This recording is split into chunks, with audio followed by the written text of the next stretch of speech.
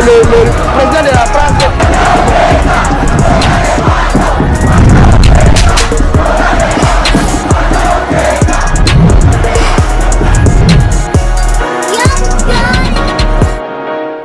Lobé la base, émission Yabino Base, émission Yabino Ba Congo Mani, émission Yabino Ba Décideur, émission Yabino Ba Kolo Congo.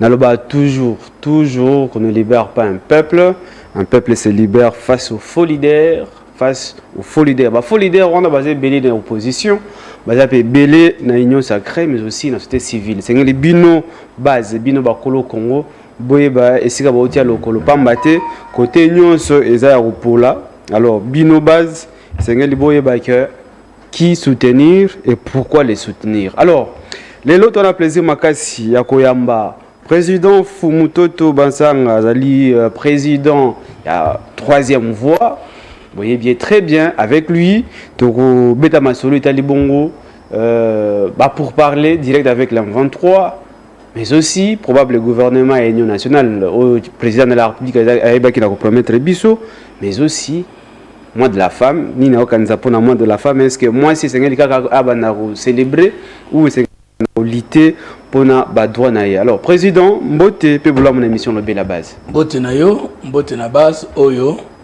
toko Lobé la bango lelo. Nzambe azolokum ba maman moi na bino, ba maman ngonga na bino, ba maman tango na bino. Et c'est quand ce besoin mi na komba maman na ngai na pesi bino merci. Bien, merci. Mais avant tout, quand on a vif du sujet, puisque tout le makambi à moi de la femme, tout y a dans nous, moi, Ndembo, ou président Fumuto, toi, Saleli, ba maman, Pamphile Makanda.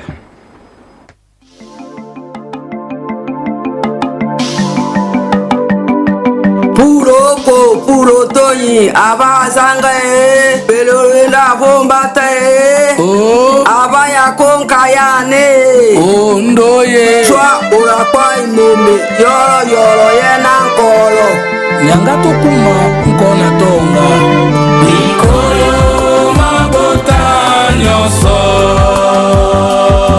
Mileko Minoko Nyoso.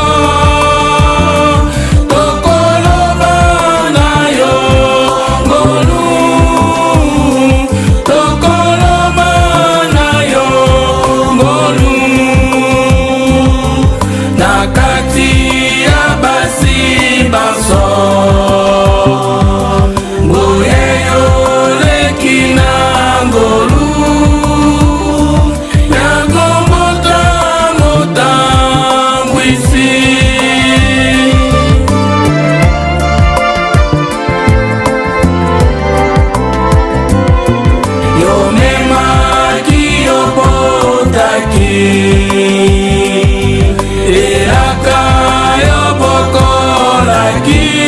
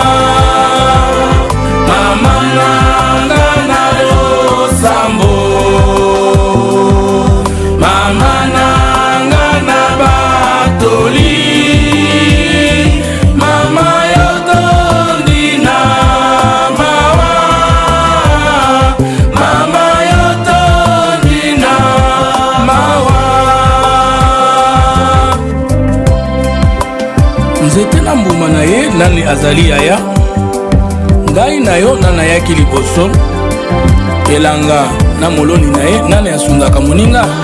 Merci à toi maman, la deuxième femme de Dieu, mère d'Israël à gauche et de l'église la droite de Dieu. Michée chapitre 5 verset 2, Hébreux chapitre 1 verset 6, chapitre 2 verset 7 et Apocalypse chapitre 12 verset 1er jusqu'à 5. Toi la femme du Congo Kinshasa, la mère de Kimbango le débit et de Lumumba le second. Honneur à toi femme de l'homme, Papa Basanga Nkume Kumbaki, le petit frère de Jésus-Christ, mon père dans l'humanité. Honneur à toi mon œuvre, la voix du milieu. À vous mes petits-fils, par mes enfants, dans l'éternité du pouvoir, de la prospérité et de la formation de la famille heureuse sur la terre. Yoro yoro. Mama mwasi ya elaka, fidèle na papa nanga basanga, olinga yetina liwa, olinga yetina suka. Mama yo mwasa bilanga, mama yo mwasa bibale, mama yo yebi bokila, mama yo linga mombongo, mama yo mwasa cuisine, mama yo femme ménagère, mama nanga ya makasi, mama nanga ya motema, mama yo yebi koloba, mama yo yebi kotefa, pona kosunga libota na yo, pona kosunga libota. Mama nanga ya molende, mama nanga ya discipline, mamelengo ya bomwasi, yondelengo ya parite, olakango tangisanga,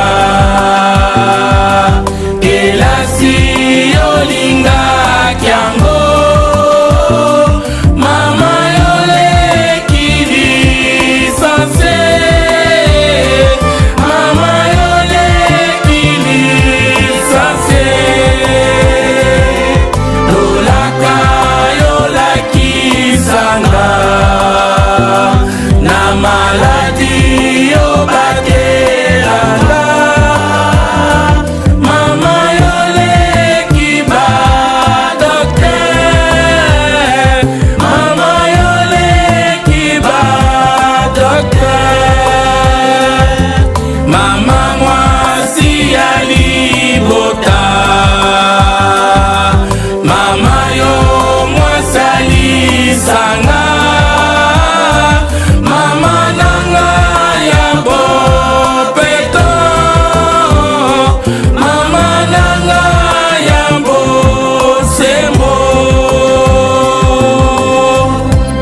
nga mama na yo basanga osengi beleli ankoi, nazongisi yo merisi lokumu opesa papa na yo basanga Nkume Kumbaki na lipinga yelonda, na lokumu opesinga mama na yo banda na momwa na tilelo.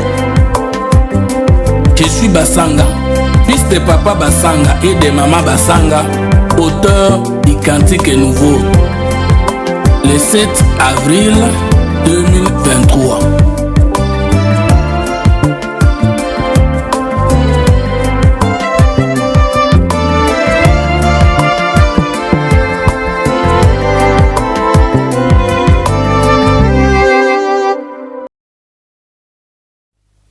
merci beaucoup. On est allé Ndembo Oyo, Fumutoto Basanga, président, troisième voix, Sali, pour honorer maman et puis toutes les femmes démocratiques du Congo.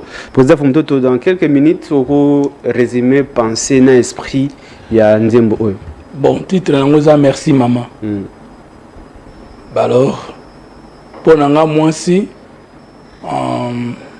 ce que vous en avez été, vous n'existez pas. C'est un être spécial. Alors, conception Nangaï, la troisième voie, l'idéal patriote parti Nangaï, et ça, moi, signons son, on a mon qui total, il y a un mis au mitan. L'histoire liboso, la femme, notre maman. Nous sommes mon qui la présidente de la République, la premier ministre, et la caméraman, et la chauffeur, et la taximan. Aux ana mokili à part Adam motabota mana union ya nzambe na mabele bison to botami na procréation na nzela ya mwasi na mobile. Mais tu peux ne pas être le fils de ton père, mais tu es généralement et spécialement la fille ou le fils de ta mère. Pourquoi ça tozana mwasi na libala mais mwasi wana bimanga na mobile mosusu aboti mwana pe andimi pe na pese ba kombo. Mais dans le fond, donc il n'y a que la maman qui connaît la nationalité à moto. Et qu'il n'y a que la mère qui est vraiment Colombo dans la sens à Kobotama. Et puis la science a démontré que moi si je suis Kobota moto, mais mobile est Kobota monate. Système de clonage. Barozo à moi si, si moi si mais il y a moto il y a mobile na habité. Peut-être les alliés, mais ce que je ne sais pas existe. La Bible a démontré qu'une femme paie sans un homme de la terre Kobotamwana. Marie. Jésus a botamana Marie, mais Tata Nzambe a zamutu ya mokilité. Et puis, Kokelama ya mwasi, la femme notre mère, et puis la femme notre sœur. Jamais, Netinganza appelle ça grâce. Nabota même nombre ya bana basi, même nombre ya bana mibali. Est-ce que ça malamu obota bana basi, obota mibalité? C'est que la femme est notre sœur. 3.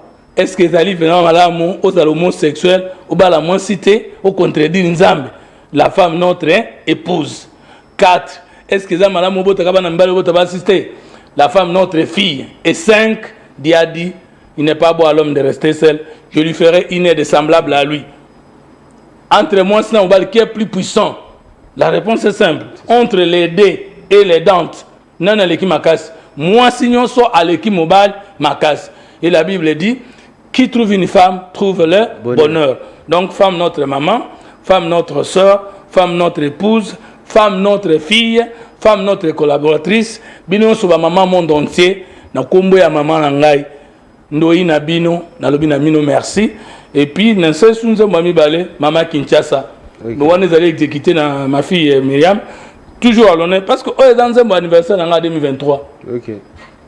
Déjà, ils ont moi mais là, on a publié en haut. Parce qu'on a ça à Banzembo. Maintenant, il y a banité calamité. Donc, voilà un peu. Maman Judith Yomotozali, première dame du gouvernement. Maman, première dame de la République, maman Denise. Et puis, maman Bissikanyon Sobozali. Maman Chantal Muzito. Voilà, maman Chantal Muzito. Moko na ba maman oyo personnellement na yebié personnellement mingi na vie. Bien, merci. Ok, bien, merci. Je crois que dédicace c'est pas maman Chantal Muzito et puis bon mois de la femme la binonio parce que sans bino bana va exister. Bien, merci président Fumutoto, merci na Nzemobe yebeli ba maman mais alors puisque tout ça de la femme, tout ça la maman en corrélation avec vous citez comme ma maman la première ministre Judith Suminwa Tuluka. Le gouvernement n'a pour l'instant, pendant l'état de guerre, et c'était un bon moment qu'on nommait moi aussi pour gérer la République pendant cette période de guerre et aussi au regard de ma caméra. Est-ce que maman Judith, comment est kiloté pour naïe? Bon, je vais répondre parce que moi parce que le pouvoir n'a pas de sexe. Le pouvoir est spirituel. Mon conseil à la sexe c'était parce que même dans la science politique au Lobaka, je suis la femme du roi, mais le roi n'est pas mon mari. La femme du roi accepte que, oui, Azam aussi a Mokonzi, mais Mokonzi ango Azam mobali nangaïté. Donc, le pouvoir n'a pas de sexe. Le problème et la question est-ce que le gouvernement Oyo, tout ça nango sukoyo, et résoudre le problème et tout zelaki? Gouvernement tout ça nango sukoyo, et ça gouvernement de la guerre. Faut tout ça très clair. Et ça le gouvernement est salema qui sans koyeba ke bitumba et kozala. Selon Ngai. Oh non, mais le gouvernement Gouta qui déjà ni Bunagana, Ruchuru, Massi, sous contrôle la rebelle. Oui, mais je pense qu'en plein Bitumba, n'est juste Sikoyo, Yango Zala quitté avant le gouvernement Ekota. Je ne pense pas que Bidje na Yango, il y a exercice Oyo, et Zalaki Oyo, Sikoyo, volume Nango Zali. Mais seulement il faut dire que dans 6 engagements du chef de l'État, question Bitumba, la sécurité Zalaki parmi les 6 engagements. Et d'ailleurs, dans le projet de société à Mokonzamboka, Ezali Makambo Misato, Ezali sécurité, prospérité, na solidarité, je crois. Misato. Bomoko, Bokingi, pe Bofuruki. C'est ça, non? Oui. Donc, je contredis ce que je venais de dire tout à l'heure. Ezali qui peut gouvernement, qui m'a, parce que na 4 nango, 6 engagements et outil na 3 points wana. Et je pense que si kaba affiche à chef de l'État et Tikali, je pense que la sécurité, unité et prospérité. Donc partout ici que Zali et Zali ndengo wana. Bon maintenant, est-ce que dans le gouvernement Kotaki, to zelaki gome kweya? Est-ce que to zelaki Bukavu kweya? Est-ce que to zelaki Kibati kweya? Ou bien mboka mususu wana kweya? Non, tout cela qui est en route. Par rapport à cet aspect, tu le bâtiment qui a réussi. Alors, maintenant, ceux qui ont réussi, le chef de l'État a annoncé. Tu le bâtiment qui a réussi. Non, ils ont échec carrément. Bon, justement. Puisque vous avez Bukavu et Goma, des grandes villes, il y a des provinces, on est là sous contrôle de la rebelle. Et puis, il y a autant de morts. D'ailleurs, Jean-Pierre Bemba Lobaki, na Goma, c'est plus de 9000 personnes. Et na Bukavu, c'est plus de 3000 personnes. Dans le billet, selon Jean-Pierre Bemba. Alors, Toto, tout lundi, président de la République a Lobaki clairement qu'il faut que le gouvernement Union nationale, mais c'est déjà des mots pour Union nationale pour résoudre le problème aux Anna Est. Ça fait maintenant 3 semaines. C'est-à-dire, le gouvernement actuel, tacitement, il y a un gouvernement démissionnaire. Est pendant 3 semaines. Parce que nous avons une union sacrée. C'est-à-dire, apparemment, on dirait vous appréciez, on dirait rien ne vous presse, on dirait rien ne vous préoccupe par rapport, puisque on reçoit toujours le message de partout, Bukavu tous les jours on tue, à Goma tous les jours on tue, sans compter le territoire Moussous. Alors qu'est-ce qui bloque le président de la République, le gouvernement, et c'est qu'il a promis qu'il y a un cadre, je crois que vous avez équipé dans la réunion. Nangina lobelo komoko ekamusa ngai pe epesanga ba insomnie. OK. Uza na quartier Ndanu, toza na Kingabwa. Olingi olongwa ukoma na première rue. Peut-être bato mususu bakutaka batata na bato ngabandako depuis babota ma bakoli wana ba déménager mais biso bato to yaki sasa kuya. Pe to yaki biso mo kutanga. Aussi sa classe de bando bunda na vie. Est-ce que possible au cas passe il y a déménagement? Ndako bandaki yango. Même ceux qui des années après pour longwa au comment ndako mususu ezalaka passe pour récupérer stabilité aux alaki na yango ya kimia na kosila ko arranger biloko na ndako. Maintenant moi je me pose la question bato azalaka vandi boye. Babi tumebeti alokoti lipapa na saki o ezana maboko na bana bakei. Est-ce que mutu wana zana bomo? Je pense que mutu wana kufi. Parce que ko déménager ezalaka passe ndenge wana. E bongo kokima esika elanga na ezali, esika etange na ezali. Esika zamba na ezali, esika ba relation na ezali, esika soko zangi mutu adefisa kwa ezali. Parce que tant que tu vivaka en équilibre na société wana wana ngai ndenge na monaka. et bongo eloko gouvernement va ekoma et yebaki ketose la wana pe et matinde koleka insécurité wana pe mokonzi alobi vu la gravité de la situation chef de l'état lobby et sengeli natia gouvernement ya liboke munene ya conscience dans le cadre ya front populaire parce que mokolongo alobaki 3 fronts front diplomatique bisonyos atandoki akoki koboya kondima te ba succès to sali na front diplomatique qu'il faut consolider parce que na politique succès de la liberté au kolonga na 10 heures na kesuke pas moto longa kinga et puis na 15 heures situation est changée. Donc tous les succès diplomatiques sont à féliciter mais sont aussi à consolider. Après il y a le front militaire. Je suis content parce que tout balai ko bele lawa. Gome kwei, Bukavu kwei, personne n'est révoqué, personne n'est suspendu, personne n'est poursuivi. Au moins tout le monde procès, il y a bandoki ya basoda oyo, pas basoda à Congo nyonso, bandoki, basoda andoki. On précise bien les faux militaires, les faux wazalendo, basambi, mais ils ont la pensa que bango de bango wana. Très bien. Très bonne question. Ils ont bango de bango wana. Ils ont la tête que mengai pona ndima ke ba procès na défaite ya guerre et bandi faut des politiciens basamba. Pona mboka oyo les politiciens ne se manquent pas de leur pays, soda sakana na mboka wana te. Soda sakana ka soka moni ke ba politiciens bazo sakana sécurité en mboka. Très bien. Tant qu'il n'y aura pas de sanctions exemplaires sur les politiques qui dirigent et qui ont des responsabilités liées à la sécurité, à la défense, à l'armée, à la police, tout ça dans les côté. Bon, là, c'est-à-dire il faut ministre de la Défense, ministre de l'Intérieur. Il faut batunion sous bafou tamaka. Renseignement militaire, renseignement civil, renseignement policier, armée, police, ministre de la Défense, ministre de l'Intérieur, tous à la sévère nabango. Naba service union sur l'État, les alliés. Ce qu'on détourne, parce qu'il a été établi que $20 d'efforts de guerre par jour. Oh, Mokonzambo Katindaki, Mousso Zalako Komate. Voilà.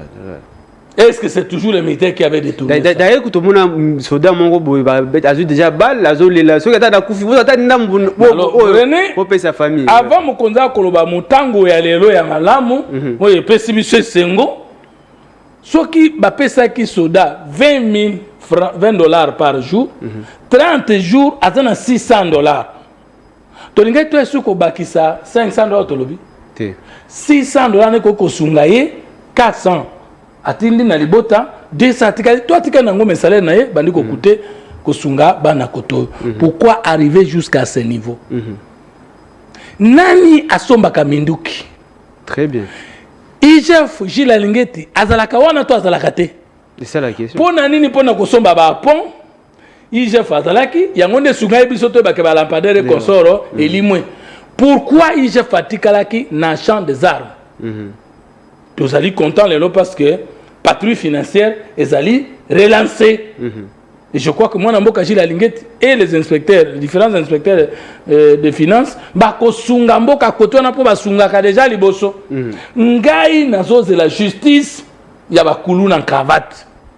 O ba tu wana ba échapper na justice ya mboka na tous les régimes. OK. Mobutu meka bakima na bango. Kabila père mutachaka bango na boloko esimbate. Joseph Kabila avait suis mal entouré 18 ans et simbate. Kosamu tambaya wa sali ba tapale ba nini tout ça atikene ko ganga je sens l'odeur de la corruption.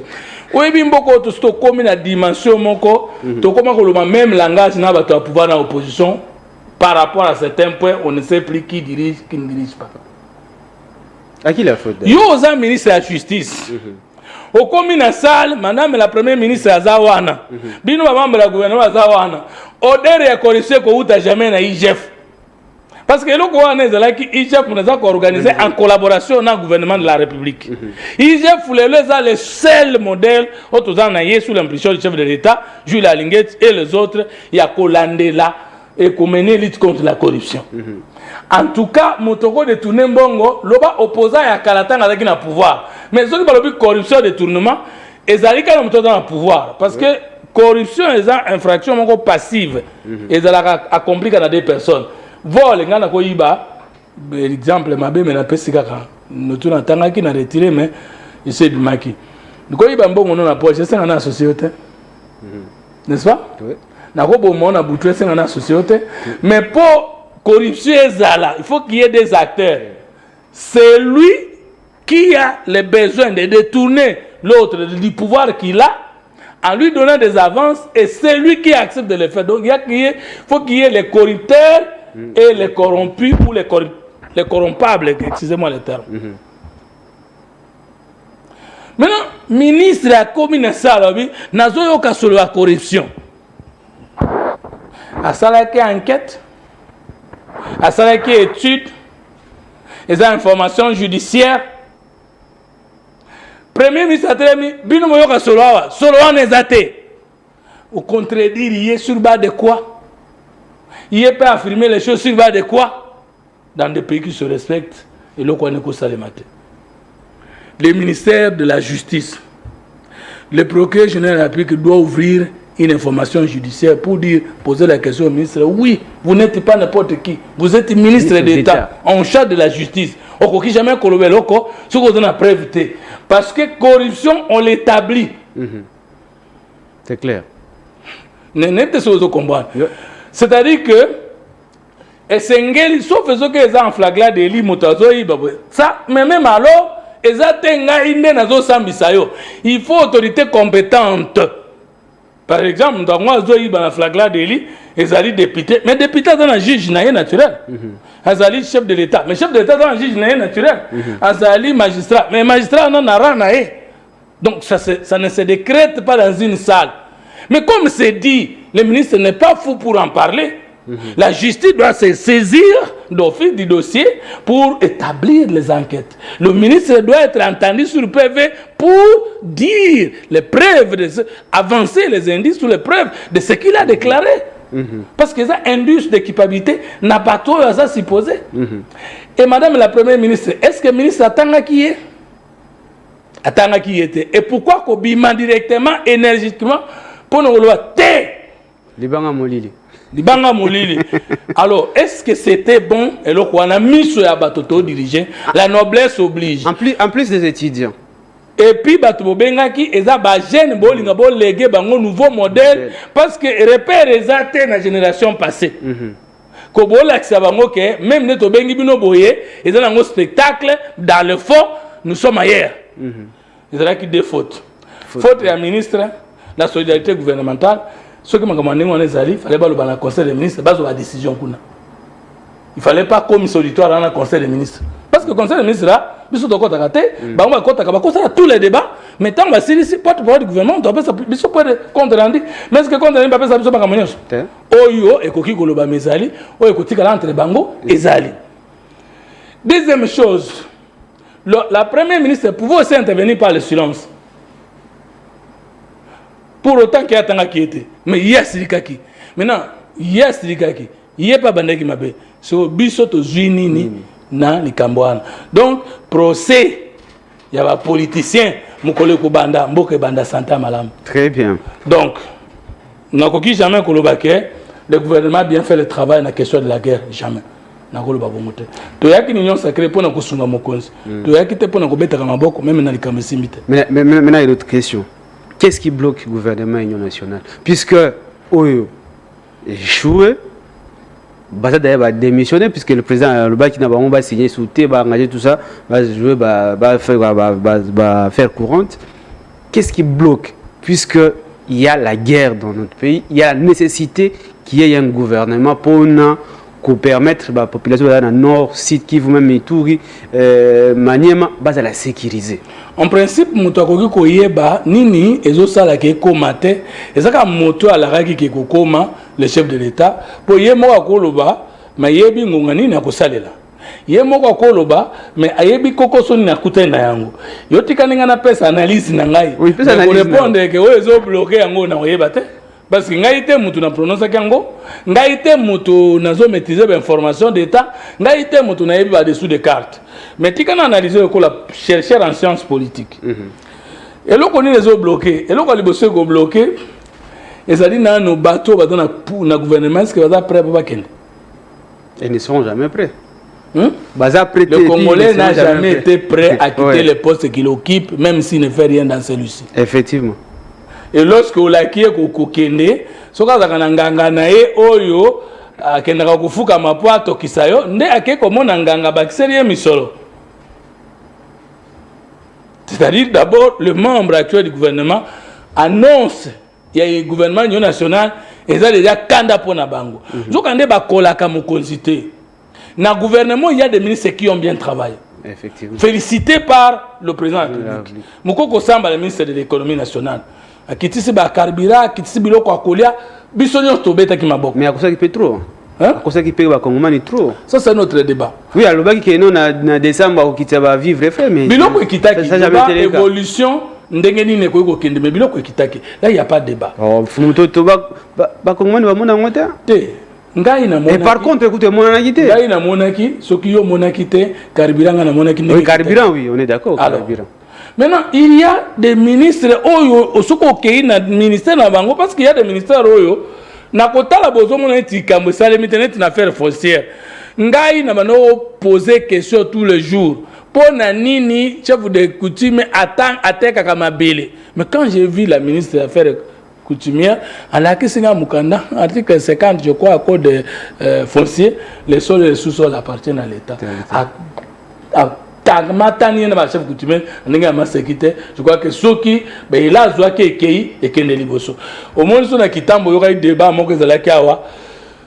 conservateur de titres immobiliers, abandako ya batu, aza locataire, mais documents, batayo mokomoto simbi, bandako ya batu, bomengo ya batu, bana na bango.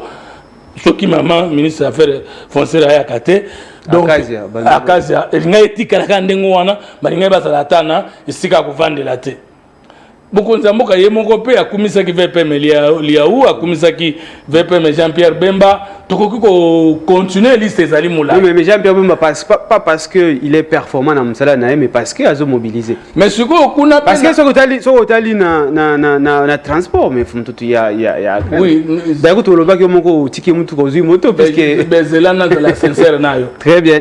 Na population. Te na la sincère na question nayo. Pona ngai ba ministre nyonso bazo kita ko mobiliser ba au district chef de l'État. Très bien dit. Ponanga, je suis de l'Union sacrée. Ponani, vous n'êtes pas ministre pour faire les activités contraires, il y a portefeuille nayo. Effectivement. Au coquille de la tête, ministre de la Transport, en train de mobiliser pour l'armée, alors que vous veniez d'être ministre de la Défense. Alors, ce qu'il fait là, si le ministre de la Défense n'est pas en mesure de le faire, pourquoi on le garde? Très bien. Ou soit le ministre de la Jeunesse. Ministre de la Jeunesse, tu as recruté ma jeune, hier à Zali Wap. Maintenant, tout le temps que Ndeko Jean-Pierre Bemba a dans le terrain, qui est en train de faire l'étude, la profondeur des dossiers, il y a transport qui pose problème.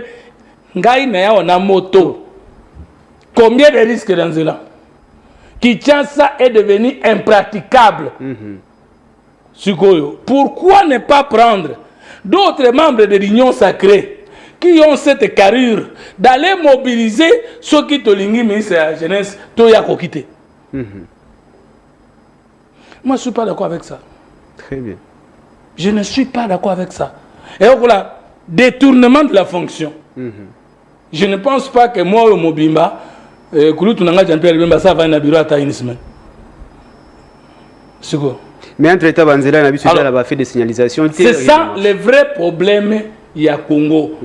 On cherche toujours une chose et arriver, on fait le contraire de la chose qu'on a cherché. Motolinga a député, une fois qu'il a député, Abundi a une étude de la loi, mon côté Linga comme ministre. Une fois qu'il a ministre, il a commis commerçant. Et ça pose problème. Qu'est-ce qui bloque? Pour n'en éviter, mais j'analyse que jamais ministre. Okoki kolobanaye ozo kende vanda wana mais ko engager soute. Mais non, notre administration n'est pas informatisée. Akobanda candidater ba acte. Et en effet. Okoye bandenge nini? C'est ça le problème. Okoki kozana mwasi na ndako yebisa ye liba laisser sili. Mais vanda wana dès que maman musu nazozo ana yoki to uti na mariage to sisi makambo nyonso kamata bisaka kende maman ozoli apela biloko na ye c'est pas une bonne chose okufa on ngai annonce à nouveau au gouvernement de l'Union nationale valait l'état bazar na ceci là.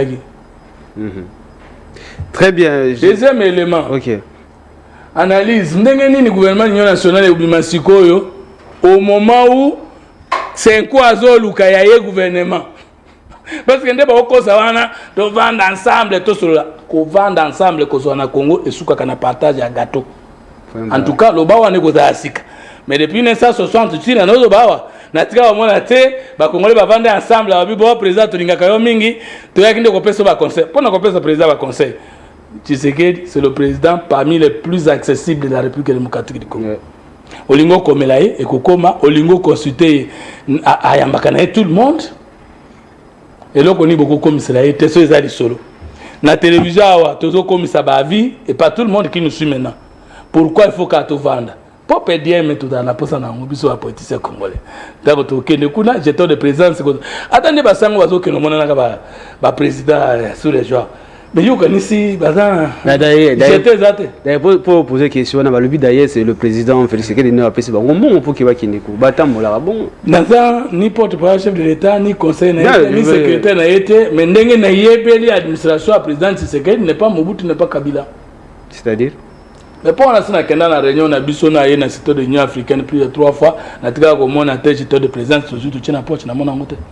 Ce qui bazwa bakosa que to pesa ibato c'est que bakosa pour tout le monde en moté et bangawana est à la réalité à ça la rangote je ne vois pas comment tu sais que bat prête bako que l'hôtel là il y a que no pesa bangombongo pour bakente banga que na cop na bango ça c'est moi j'assume mais sous l'impulsion du chef de l'État c'est le chef de l'État n'a pas impulsé le chef de l'État a loué l'initiative mais le chef de l'État ne savait pas que ayeba kite extension à une initiative wana ngamutu na lobby place wana za été na kosenga bolimi soki aloba akanisa ibongo te mais loko netinga na loba bongo to to kuna chef de l'État lobi na biso boy tango na soso na bango na yoki na bi OK mais na tuni bango question makambo bino bolingbo sala e kozana cadre ya Nairobi et ya Luanda to eza na contexte mosusu réponse ba pesaki ezalaki clarté maintenant dites-moi vous êtes allé dire au chef vous voulez voir d'autres Congolais pour na koluka kimia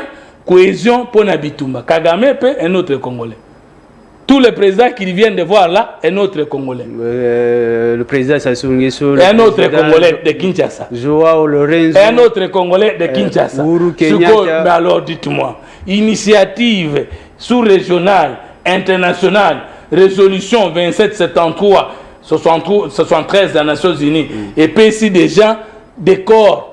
Bino pe oliebo sa sur le plan national bobengi yango processus de Kinshasa ndokande Kinshasa comme Atina na Angola Kinshasa eza etandi Tina Kigali Kinshasa eza etandi papa yo so mona nazo tuna bandeko bazolanda biswawa j'assume ce que je dis depuis 1985 tile lo so ebalika moko prela catholique moko asasa la Congo ya malamu oyebi responsabilité moko un prêtre un politicien souta na zwa pe mboka bonga oyebi assise moko un prêtre catholique et protestant dirigeant pe bonga na yebi yangote na historien en sciences politiques je suis historien d'état na yebi yangote na yebi que article 5 il y a charte coloniale belge loba missionnaire catholique na protestant yo wanozo que en Afrique plus particulièrement au Congo enseignant au noir à croire et na raisonner yango yo lelo no kombo ale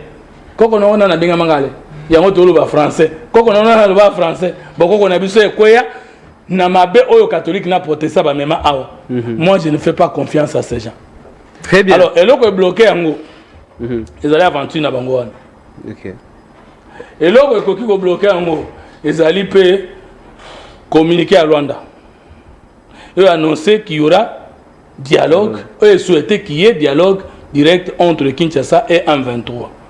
Maintenant, conseil Nangai, toute proposition dans le pouvoir. Et si faut la processus de Kinshasa ba catholique, et si là, to yangonde na simanango to bimisa gouvernement de l'Union nationale, est-ce qu'il faut la dialogue avec Bananga, et si la to na simanango to bimisa gouvernement de l'Union nationale, soko ngai nazalaki moko na bato akoloba na mokonzi na litoi to kopesa ye na lokasa to lo ba conseiller ce que je veux dire na ngana lo ba boye na Congo to na ba congolais mibale et ça ba congolais frustrés qui ne prendront jamais les armes contre le Congo et ça ba congolais frustrés ou non mais qui muke kaka akeko zo manduki ayeko ba congolais soit na 2006 Jean-Pierre Bemba avait mal perdu l'élection présidentielle. Vrai ou faux? Vrai. Kabila a gagné l'élection en 2006. Bon, il y a à boire et à manger. Là-dessus. Bon, Nazong ici, Maloba autrement. Jean-Pierre Bemba était frustré. Très frustré. De la manière dont les élections de 2006 étaient passées. Yewana sa zonga auta CPI. Ça la paix bitumba. Après. Il go Tanzambi de res mémoire. Non, d'accord, mais après, ce qu'il y a Mandouki peut-être à un cours dans ces pays, on se comprend. Mais, Martin Fayoul. 2011 avec. Bon, le président Tshisekedi. En tout cas, on peut tout penser, sauf que Joseph Kabila, démocratiquement parlant, en 2011, abattre Tshisekedi. En tout cas, ça, attends, d'autres Togolo Tangote. Mais le vieux est resté ici. N'avait pas de carnet d'adresse pour aller prendre les armes. N'a pas avoir de contact, tu sais qu'il n'en a pas, c'est que du père. Impossible. Il ne pouvait pas en avoir s'il voulait. Pourquoi n'a-t-il pas pris les armes pour tuer les Congolais en fait de revendiquer son pouvoir? Parce que Nanga Zoloba, à ce moment où Mabé a Tshisekedi n'est tindi bango. Puis Kabila Zoloba, M23 est aspiration à peuple. C'est-à-dire mécontentement à peuple, né peuple moko congolais à sanganaki biso yona yo zalaki na ngai to voter nanga ke tozo se perana Tshisekedi makamazo sala te yo représenter biso ke no bundela biso ozo salango. Mais je pose la question, Mobutu a fait 32 ans, n'a-t-il pas frustré les Congolais? N'a-t-il pas changé de constitution? Référendum en 1967 Mobutu a salaki ezaki conforme na loi nini. Il a monté un coup d'état contre Kassabou. Référendum en 1964 Kassabou a salaki. Ça avait violé l'article 4 de la loi fondamentale. Ils avaient conforme à quoi? Révision ou changement de la constitution en 1970. Et supprimant l'institution, il y a un père, institution suprême au-dessus des institutions. Mais les 13 parlementaires de l'IDPS, en 1982, lorsqu'ils ont décidé d'aligner parti dans la non-violence, le régime qui était en face d'eux n'était pas violent. Peut-être aussi, il y avait... Le régime de Mouzé n'était pas violent. Le régime de Joseph Kabila n'était pas violent. Pourquoi n'ont-ils pas décidé de prendre les armes? Moli Moyasoro, Gizenga la même chose. Avec son palou. Parce que c'est parmi les partis historiques. Yaga Kozoua Martin Fayoul. Était-il content de la manière dont il a perdu les élections en 2018? N'était-il pas frustré? Très frustré. Avait-il pris la décision de tuer les Congolais pour revendiquer quoi que ce soit? Maintenant, le processus de Kinshasa, au terme Nangonan, qui l'a initié, c'est Martin Fayoul. Tant à aux États-Unis, à sali meeting na Sainte-Thérèse. À lobby, totika makambo ya kobundisana, mboke zali attaqué, na sengi dialogue, toyokana, toyeba ndenge nini ya komisa mboka na likama, apesi ba point na ye. Ndenge ni comme initiative ya ba catholique aussi au vu de tout le monde. Quelqu'un qui vole le droit d'auteur et à moto publiquement, comment on est sincère? Yebisangai entre Martin Fayoul na le pacte social catholique et protestant, pas catholique comme église. Parce qu'il y a dans le cadre catholique, il y a des membres de l'IDPS, du PPRD, de l'MPR et consorts. L'église est apolitique. Je parle de quelques prélats catholiques politiques, la Cinco. Et même pas toute la Cinco. Certains politiciens en soutane de la Cinco. Ou de l'ECC. Initiative wana boyibi yangoza Martin Fayoul. Motami bala ekopes initiative wana. C'est le président a pu que tant à ce discours na ya koloba mobilisation populaire na diaspora na Kinshasa na province. Et comme initiative na bino ndenge nini. Et là wana pe eko retardé gouvernement d'union nationale. Mais conseil na na osala. 2 ans combien na bimisi des types de politiciens congolais. Oh, malgré les problèmes, de la démocratie continue sans kuboma ba congolais na utu kotanga. Na ba likambo muke. Nanga fait partie des gens qui ont été équipés par la République démocratique du Congo. Kabila fait partie des gens que le Congo a étoffé. Parce que moi je peux vous dire, pour avoir été conseiller de la République, dans le Conseil national de suivi de l'accord du procès électoral avec Olengo Yankoy, un membre de la plénière de la CNI Sunanga ne pouvait pas toucher moins de $25 000 par mois. Et lui-même ne pouvait pas manquer 50 000 plus les avantages. Bango batomboka équipé. Bango bazozwa minduki koboma mboka. Bongo biso bato to saleli mboka mingi na miso na bino nyonso, mais nano to jouer ata fonction à conseiller na ministère. Et oui aussi ma Donc pour moi, le chef de l'État n'est à hauteur et responsable constitutionnel, il y a processus interne, il y a dialogue, et puis il y a gouvernement d'union nationale. Mais comment on est là, comment on est là, comment on est la mission. Le PPRD est contre la politique d'ouverture lancée par le chef de l'État, mais pour le dialogue lancé par la Senko. C'est pareil avec Fayoulou et Kabonde. Kabila est pour le dialogue entre les Congolais, mais contre l'ouverture lancée par le chef de l'État. Maintenant, est-ce que le chef de l'État doit attendre les rassentiments pour qu'il y ait le gouvernement national? Non. Pour moi, le président Tshisekedi devait déjà avoir maintenant son gouvernement d'union nationale, et c'est ce gouvernement d'union nationale qui va aller dialoguer si nécessité il y a avec tout ce qui peut arriver. Parce qu'ils ne sont pas sûrs que les négociations directes ou le dialogue avec les Nanga et ça synonyme à solution. Non. Très bien. Oui. Rébellion et négociaka n'a pouvoir qu'à ce que comme une position de faiblesse de deux manières. Le pouvoir du feu, du pouvoir en place du régime et neutraliser Bango. Bah c'est retiré non? Kabila père, Moba 1, Moba 2, c'est retiré non? Moto Mobutu yaka non? 80 jours, boye bien non? Bah continue à rater. Il n'y a pas eu accord, il y a Kosili Sager et non? Rébellion est quitté Zongi. Deuxième chose, rébellion et yaka koti Kabitumba. Au moment où il y a de fortes sanctions internationales sur Kagame. Et que Nanga a avancé sans le soutien du Rwanda, entre autres. Le Rwanda peut lui dire, oui, Nga na Koufelio, na Kaise Tosande, Tobana Osana Kabila, Marambo Indi, Tshisekedi a gagné diplomatiquement, Nga na perdre 1 milliard 300 millions de dollars en Grande-Bretagne, na coopère de l'OTAN l'Union européenne, na coopère de l'OTAN la relation privée, na France et consort. Alors dans cette affaire-là, je préfère protéger le Rwanda mais retirer du Congo. En ce moment, la rébellion peut accepter les négociations sans problème. Parce qu'il y a des gens qui ont fond à ça sous ma caste.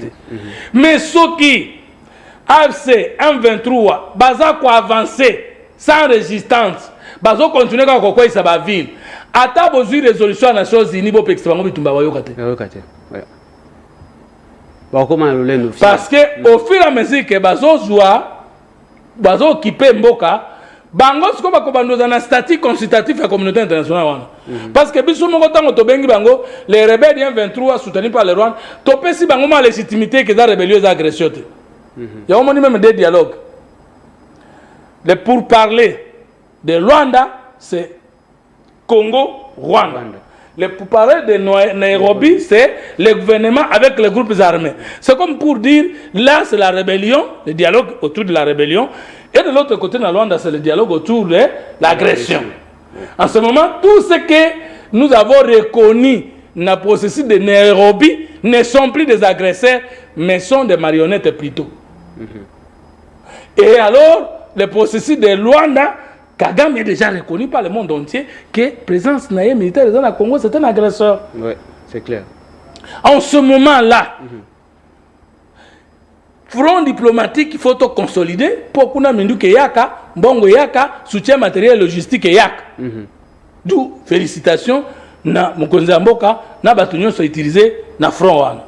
Maintenant, front wana est suffisante. Pour Nanini, la diplomatie est une maison d'armes dans laquelle les États se blessent en blaga. N'a pas soit analyse moko.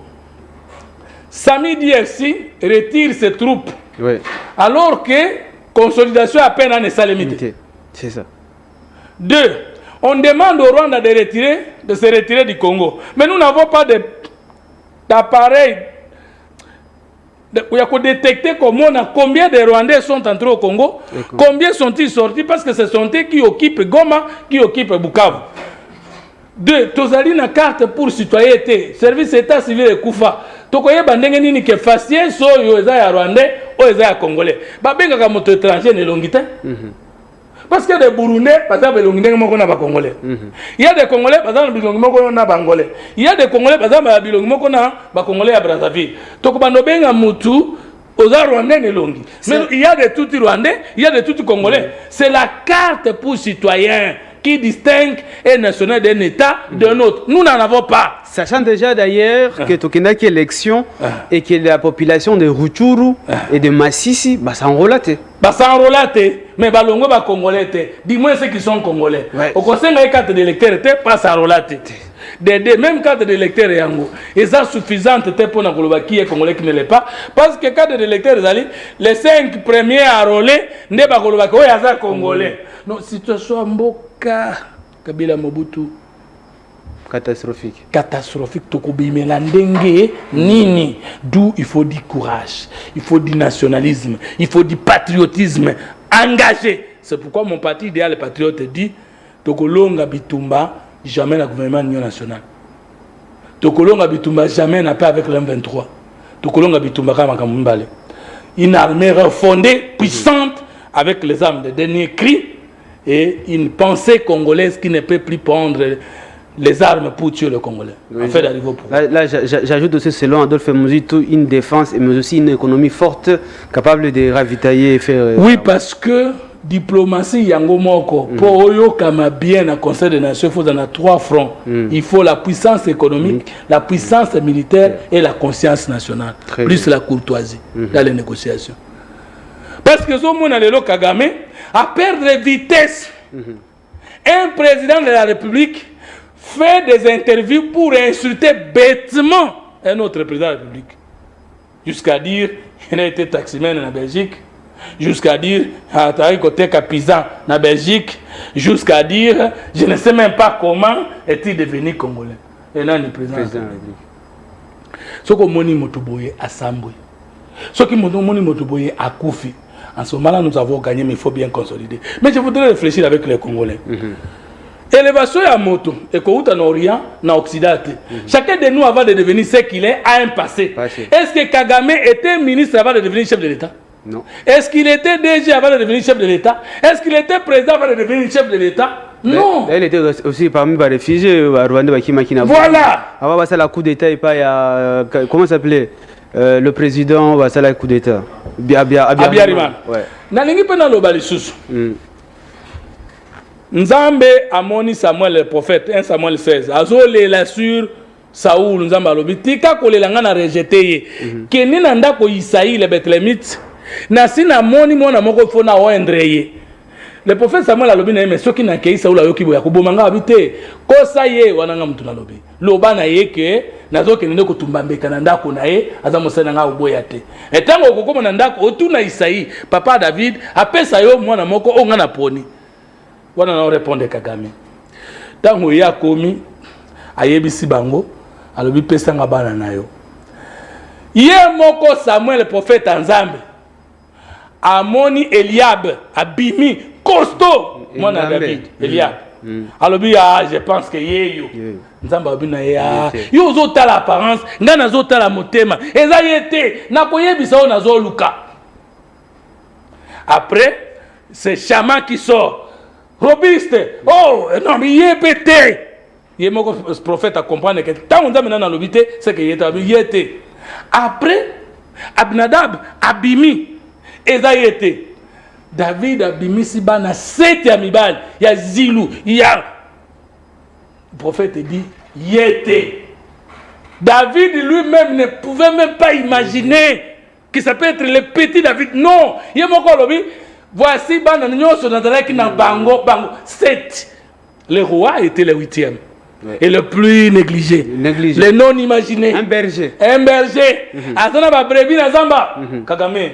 On perd le même pédale na makambo nzambe. Azobuma balio kuna na. Maintenant, le prophète dit c'est tout ce que tu as comme fils. Yoka David. Oh, il ne reste qu'un pli et non, mais tout ça peut tout. Ça peut être tout sauf lui. Oh ya mukewa na yekuna batela ba meme kuna nini. Abi benga na noye. Et tango David azoki mazaki pe bogara mais Nzambe alobi na Samuel lève-toi. Les voici. Où elle est? La parole de Dieu dit dans Romains chapitre 13, toute autorité vient de Dieu. Il y a 3 politiques. La politéocratie, c'est-à-dire politique de Dieu. il y a la politicologie, politique tout dans la science politique, dans la bibliothèque. Il y a la politicratie, la politique de la lutte. Tu sais qu'il n'est pas sorti du néant.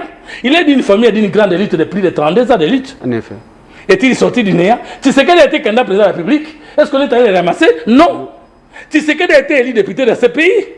Oui. C'est que pour ceux qui n'ont pas l'information. C'est qu'il n'a pas voulu siéger parce que... Siéger, mais il a été élu. Tu sais qu'il est un acteur politique socialisé ici. Personne ne peut nier.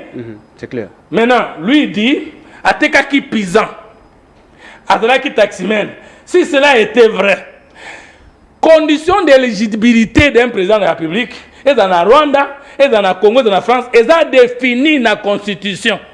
Où est-ce qu'il est écrit dans notre Constitution que celui qui était taximen hier, vendeur de pizza hier, ne peut pas devenir chef de l'État, n'est pas éligible? Alors, Kagame, au lieu d'insulter Tshisekedi, il a insulté tous les taximens du Rwanda. Il a incité tous les taximens du Congo. Il a incité tous les taximens de l'Afrique.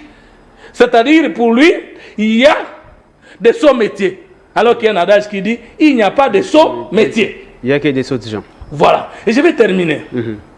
Batoubaye bakaka ke Jésus azalaka fils de charpentier. Mais na zongi en tant que serviteur de Dieu, batouba que nous tanga na Marc chapitre 6 verset 3. Jésus a bandi kolia.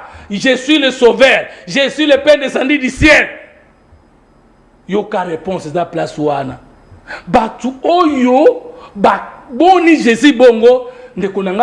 Balobi, n'est-il pas le charpentier, fils de Marie et de Joseph, frère de Jacques, de Jose, de Simon et de Jean?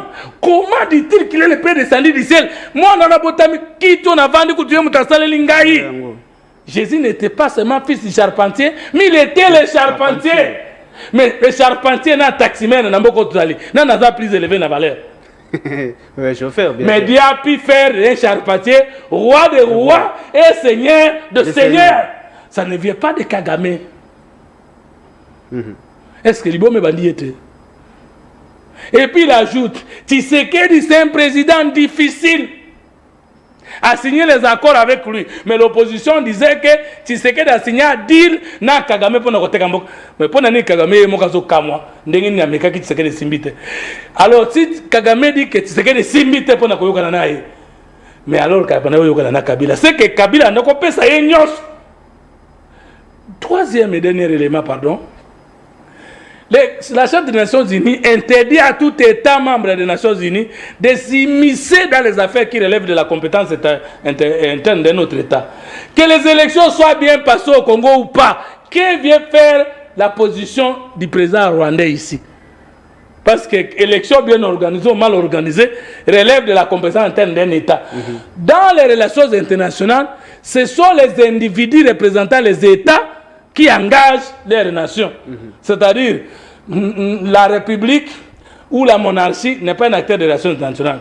C'est l'État, le peuple et la nation. Et la nation et le peuple sont représentés par leur État. C'est-à-dire que surtout dans les Nations Unies, la République est dirigée par un roi. La Grande-Bretagne par un roi. Le Congo par le président de la République.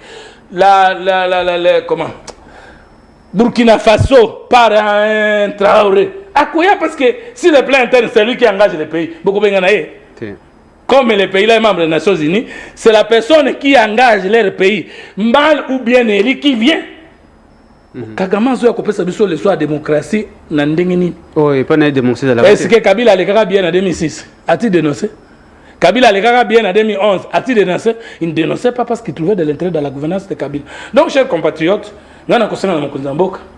À compter d'abord dans le Congolais, parce qu'on jamais mindu que le Congolais. Très bien. À ça, le gouvernement national a bango. Gouvernement on a des quotas. Ceux qui tokoyo kanaba tuana, toyokani. Ndenge ya kolinga. Ceux qui tokoyo kanaba bango te to bebani. Mais bakobo to la Congo jamais. Jamais. Mais ce cas c'est éli pour parler à catholique, pour parler à Nanga, sans que Front Populaire ya non ça kia. Gouvernement nyonso et bima. Sans qu'armée na biso et vanda. Ça to consolider front diplomatique. Parce que je ne crois pas à la bonne foi des marionnettes congolaises. Très bien. Bien, merci Lobelabaz et Namoni Volandi. Bien, président Fomoto RP qui est manqué. C'est quoi la dernière question pour tous cette émission? C'est-à-dire d'abord, normalement déjà on répond aux questions d'une autre manière. Parce que pour l'instant, on ne peut pas dialoguer avec les M23 sans qu'ils répondent. Il y a des préoccupations au bureau. Il faut qu'il y ait un gouvernement d'union nationale qui sera en mesure de faire, pour parler avec les M23 et aussi la défense et également l'économie pour protéger l'Est de la République du Congo. Oui, parce que le gouvernement de l'Union nationale, le président de la République a beaucoup de chance. Parce que la position de Lobaka a de grandes défaites, de grandes victoires. Oui. Donc, en quelque sorte, le malheur est bon. Et que tous ceux qui sont devenus grands. Parce qu'il y a des politiciens masturbés qui pensent que c'est qu'elle a parti au passé. Moi, je ne pense pas. Parce que la guerre est à Chaba. Mobutu a l'embaki. Mais, ma tante est comme elle qui est tombée là qui est. Et n'y a Azwaka Mbandaka. En 2012, Gome Kweyaka. Gome c'est quoi plus de 6 fois. Est-ce que maintenant on va quoi ça Gome va comment ça? Non, na Tchad, Idriss Déby. Depuis 2004. Voilà. 2004. Voilà. Avec les RCD. Voilà. Avec CNDP en 2008. Merci beaucoup. Idriss Déby a connu ça des fêtes dans la gouvernance à tel point que la rébellion est encerclée par les présidentielles. Oui. Il s'est maintenu. Mais il faut être un tacticien. Je ne pense pas que Tshisekedi est incapable de l'être. Parce que nous tous, nous sommes des cerveaux à son service. Et que nous ne pensons pas que Bango Atanga qui n'a pas la besoin de tout Tanga qui n'a mokiri. Mais président Fumtoto, attentisme oyo. De notre côté, mais ils allaient fort de l'autre côté à la rebelle. Puisque, entre-temps, on est en train de patienter, entre-temps, on a évolué. Jean-Pierre Bemba, le vice-premier ministre, il y a transport, ça fait plus de 2 mois à la bureauté. Et tous les autres ministres d'ailleurs, et comme il est là, Kotoyo, mais entre-temps, on ne réfléchit pas, on ne se pose pas de bonnes questions par rapport à l'évolution. Mais entre-temps, d'autres territoires, Juzo Kotombe, récemment Idui et les autres. Ngai awa nazopesa ba idée mais nakopesa te schéma oyo munguna kozwa position. Je ne pense pas que nous sommes en retard. Ota yazo kanisaka osa biso diversion biso pe tozo bunda na yena au sérieux. Soki bakoya na koyoka na solo que pouvoir indimi. OK. Mais je ne crois pas. Parce que kozala kaka ndambo ekoti ndambo etikali ele militaire ekei na Uganda kuvanda ekei na Rwanda kuvanda toma lubanga tiki mutakoti ce pays atiki minduki te CNDP atika te récemment pona ngai toko négocier na bango po tozana makasi te mais so tozana makasi foko stila na bango très bien pona nga lokola moto lokola wazalendo lokola mfumu mtoto e ngai nde nazaboye. Est-ce que ce n'est pas aussi le problème, il y a manque d'adhésion, il y a des opposants dans la mettre en deux chef de l'État, il y a un seul chef de l'État. Opposant de nani? Une très bonne question. Nous avons institution. Tshisekedi peut fabriquer de grands opposants et de grands leaders politiques. Et aussi, c'est que vrai aussi, ce n'est pas être dans l'opposition, c'est-à-dire que vous avez une solution ou vous avez compétent aussi. Il n'y a pas de l'intelligence dans l'opposition. Oui. Et puis tous les opposants ne sont pas opposés au chef de l'État. Ne sont pas aussi intelligents. Tous les opposants, il y en a qui sont intelligents, il y en a qui ne le sont pas. Oui. Et même autour des leaders, il n'y a pas que eux qui sont leaders. Tout le monde là est devenu leader. Qui est un leader? Matek Fayoul, Azaki Moutoui de Pes. Apolline de Kokola. Adolphe Moussit, Azaki Moutoui, ya Gizenga. Azaka leader n'attend pas Gizenga. Akoline de Kokola. Moussit déjà lui il a répondu, il a dit que pour l'instant. Non, exemple pour toi comprendre. Oui, effectivement. Bisognos avant comme grand, parce que la capture Nancé à Makola grand. Mais est-ce que Nancé a bagra, le bagra, bazate Nancé? Fali pour padre qui Nancé à Makoloya, Kofi Olomide. Et les lois petit. Mais ce qu'on a fait, il fallait pour Babagram sur Azate. Il y a aussi, comment ça s'appelle, Ferrego là aussi. Alors, Ferrego et les autres. Avec une relation de consort, les exemples culturels à ma bête. Baba démonter, Baba Ndokite, Baba Congolais, Baba Moussa Mango, il y a une commission à la place. Oui, Baba quelque part. Baba quelque part. Alors, ceux qui disent que, à Bengio, parce qu'au Canissi, ça, toi, on ne peut rien faire. Autour de toi, il y a un autre sage que tu ignores. On va travailler avec lui. Pourvu que les résultats te soient. Très bien. C'est ça mon conseil. Donc, moi, je ne pense pas que le chef de l'État est dupe. Et là, le gouvernement va dribbler, observez qui bien, j'ai cité quelques figures ici. Mais vous connaissez mon conseil. Ce qui a continué, gloire à Dieu. Ceux qui parlent bien de Batomususu, gloire à Dieu. C'est question que Toti Kaye abimisa. La fonction ne crée pas l'homme, mais le révèle. Et c'est ce qu'on comprend. Fonction est ça la mototé. Et dans comprendre. D'ailleurs, Zara qui ne fonctionne, ne peut savoir tout pour bima. Alors ceux qui disent que la bimite c'est qu'à quitter. Très bien. À bima. Et c'est ce qu'on comprend. Ceux qui bimite c'est qu'à quitter. Ba bima quand une session difficile. Et moi on a filmé à maman. Dans la question qui n'a ndako maman boté la kingai na condition d'aller là qui. Mais le coup la maman peut s'engager les besoins sociaux les biens sociaux de base. Kolia comme la sécurité, éducation, au moins il y a tongeli ndako, ou eza fois 1000 ndako ngana kutake. C'est ça. Ce n'est pas la situation de la guerre qui va humilier Tshisekedi. Cette situation va l'élever. Il faut préciser. S'il prend de bonnes décisions. Je ne peux pas imaginer qu'il ne fera pas de bonnes décisions parce que non, je ne dis pas le contraire, mais au moins. Les rois restent seuls. C'est quand le roi gagne qu'il est entouré. Oui, d'ailleurs, dernière question, puisque le roi restait seul. Est-ce que le président Tshisekedi a aussi la même erreur Oyo Kabila, Joseph Ouassala, puisqu'avant tous les jours, qu'il manquait 15 personnes pour développer le pays. Et c'est les mêmes kabilistes, pur dire. Ce sont les mêmes kabilistes aujourd'hui. C'est le même politique au Tshisekedi mais je ne dis pas que Baron se base à Mabé. Les lots, c'est pour qu'ils aient piégé depuis Mobutu. Très bien, effectivement. Batouana, Mobutu, c'est Bakabiliste, pouvoir à mon Rolongo la Bangote. Et dans le pouvoir à mon Koya et Bongo Lissabango. Et Bongo Lissabango. Moukolongo la Bango Simbate. Faut pas couper Fagnos, mais c'est pas couper, c'est pas Botaki. C'est ça. Bana la Bango Molimo Bazali. Bana la Bango administratif Bazali. Et Zaboui. Les pays étaient piégés par les partis politiques.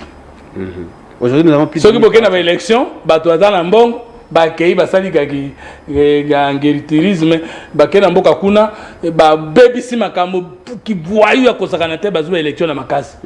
Tabalima Kabola Poste, pouvoir, Babengini, poids politique. Poids politique ou d'autres. Nabatouaz Zogimbongo à l'État, Batriché, l'élection, où ils sont élus en corrompant la conscience des électeurs.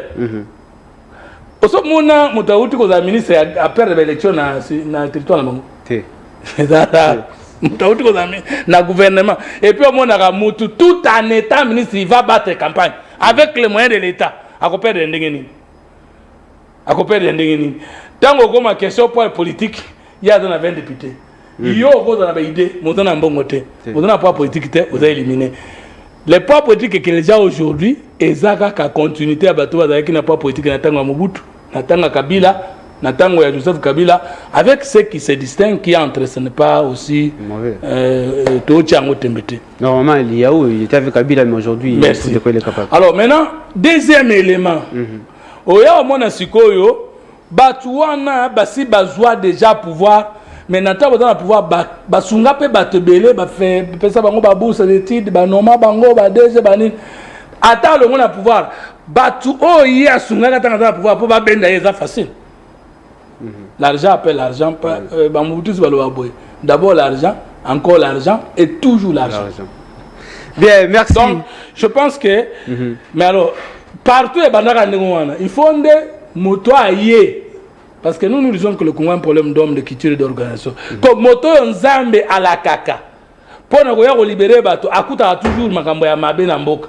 Ndeto benga ka leader providentiel. Ya ko yeko la bino nyonso per lobi oyo to ko convertir bango. Oba ko boya là-bas. Bien, merci de communiquer sur donc je crois que le président Tshisekedi a yebi biso, a yebi classe politique congolaise. Ce qu'a utilisé ba opportunité on a bien à cause se servir na berere ya Mobutu, ya Kabila parce que ça miroir, à cause se servir peu na berere ya premier mandat et puis à cause de servir na berere une année avant la chute de Goma et puis à cause de la décision idoine et que libérer Mboka et je crois que c'est ce qui est en train d'être fait. Très bien, Fumoto Tobasanga ta la caméra lever la base 30 secondes. Fumoto Tobasanga moi je suis le peuple le troisième africain. Nyonso za pona bino na mata na kita na bota mwana mobali ata na katane lokolo na okoma mwana mwasite tutikali ka tolongisa Congo bandako tusosomba mituka tustomata basi tosi tobala kotinda bana na poto bosi na na ba classe politique zanga ite mais sikoyo eloko moko esikali tozala batantina tolonga Rwanda batantina tolongisa congolais topesa ye bien social de base.